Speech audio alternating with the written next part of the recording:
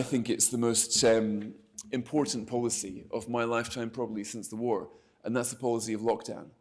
This is the lockdown theory, hastily invented in Wuhan, and been applied throughout the world without much thoughts of the side effects.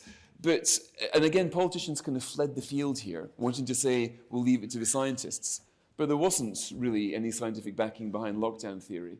And it was profoundly a political question of trade-offs.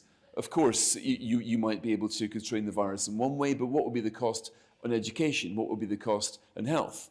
Rishi Sunak, because he's a financial kind of guy, kept pushing for these cost-benefit analysis to be done inside the government.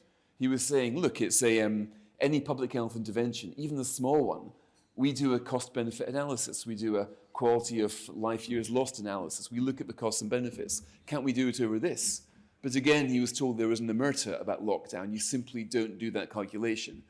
Now, this, again, was a huge idea coming along, and there wasn't really any conservative position. At first, of course, nobody knew anything about lockdown, but after about 6 months, a year or so, there could have been a proper analysis done. And I speak, of course, here in Melbourne, the most locked down city probably in the world.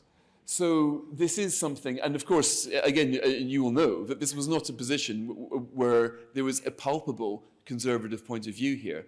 This was, in a way, bipartisan, but in another way, I think politicians fled the field of ideas here at a time where scrutiny was never needed more.